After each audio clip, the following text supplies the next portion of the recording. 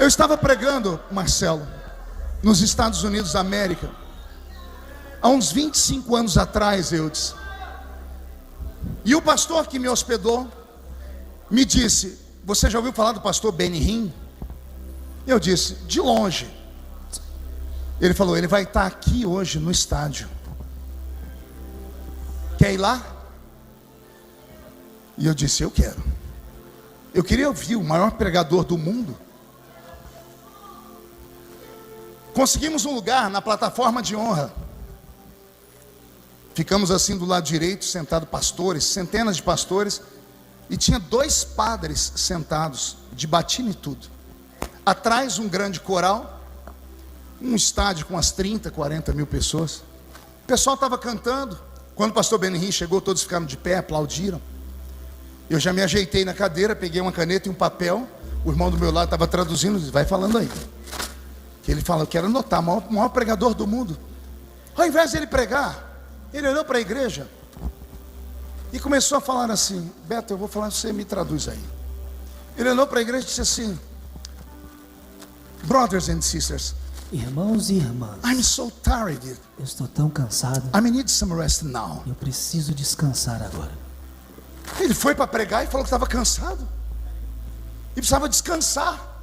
Eu já dei uma ajeitada na cadeira e falei assim: ah, se é na minha igreja, assembleiano, né? Os irmãos falaram amém. Ele pediu uma cadeira, botaram a cadeira e ele sentou. Quando ele sentou, eu falei: Jesus, que reverência, vai pregar sentado. Não bastasse ele estar sentado, ele cruzou a perna. Isso para nós era pecado mortal. Até hoje, quando eu vou cruzar a perna, eu lembro da mão do pastor batendo no meu joelho e tirando. É automático, eu não consigo cruzar a perna. Eu vou cruzar, minha memória volta lá atrás, meu pastor batendo na minha perna, dizendo: homem de Deus não cruza a perna no púlpito. E ele estava lá de perna cruzada. Eu falei: americano. Ele começou a pregar. Pense numa pregação ruim. Jesus entrou na cidade, olhou para a árvore: Zaqueu, desce daí, que me convém estar na sua casa. Foi me dando um sono. Falei: Jesus, esse é o maior pregador do mundo? Olha o que eu falei para mim mesmo: ah, se eu pego esse microfone. Eu virava no giraia naquele lugar. Falei: eu boto esse povo tudo para pular, né? A gana do pregador assembleiano. Estava indo tudo muito bem, eu quase dormindo. De repente, irmãos, ele descruzou a perna, parou de falar. Aí eu olhei para ele para ver o que deu. Ele deu um streamlick nele, que ele fez assim, ó. Lembra aquele negócio que a mãe da gente falava? Quando dá, você fala: passa a morte que eu estou forte. Quem lembra disso? Dá aqueles arrepios assim. Foi desse jeito, Marcelo. Ele fez assim. E eu falei: ih, o que está acontecendo ali? Aí ele falou assim: uau, it's here. Ele está aqui. And the Holy Spirit, o Espírito Santo, it's here. Está aqui. E ele ficou em pé. Ele olhou para o povo e começou a perguntar: are you feeling? Você está sentindo? And you? E você? Are you feeling? Está sentindo? Because I'm feeling. Porque eu estou sentindo. It's here. Ele está aqui. And the Holy Spirit, it's here. O Espírito Santo está aqui. E o povo ficou só olhando para ele. Ele pediu para o tecladista dele lá tocar uma música. Na época não era o Roberto. Ele ignorou todo mundo, Eudes. Ele botou uma mão aqui e a outra aqui. Abraçou o vento e começou a bailar.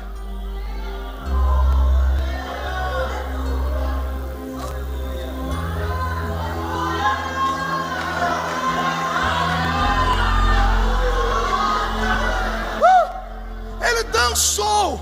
Na medida que ele foi dançando, eu não entendi nada. Eu só senti um arrepio subindo pelo corpo. O estádio foi ficando em pé, todo mundo ficou em pé. Entramos numa adoração. O estádio foi tomado por uma atmosfera diferente. De repente ele parou nessa posição.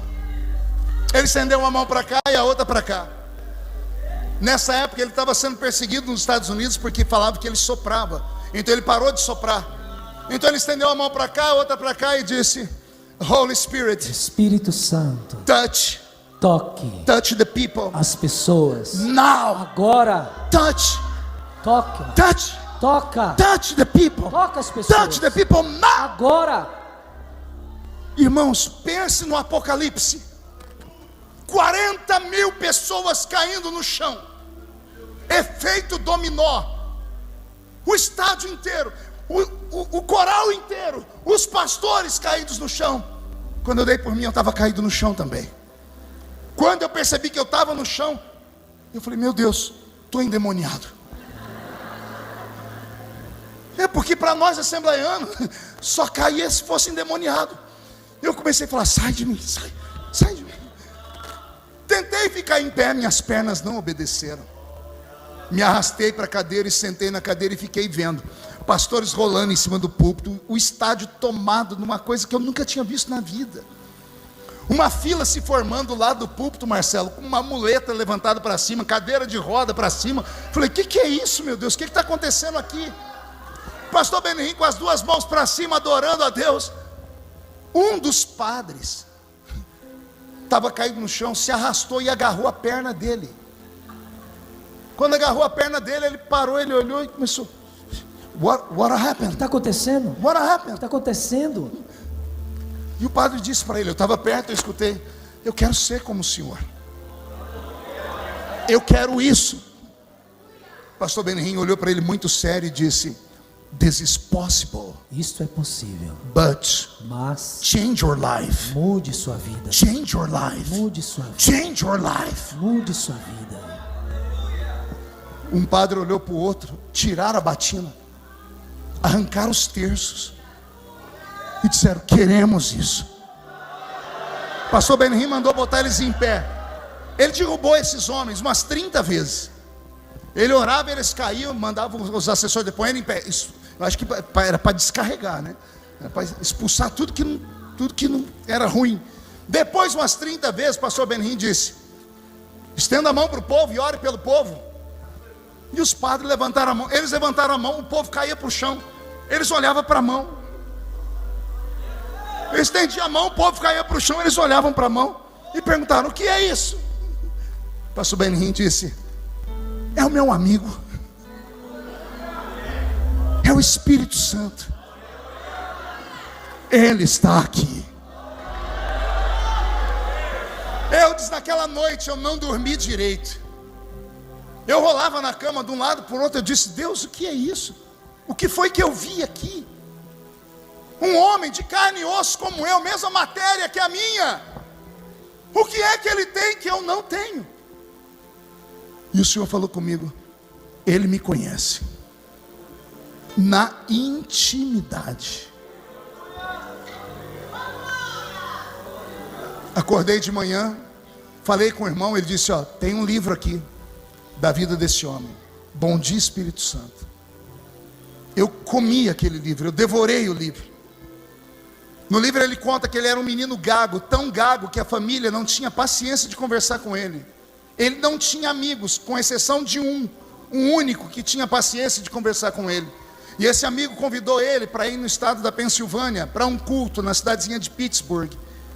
E ele foi com um amigo para lá.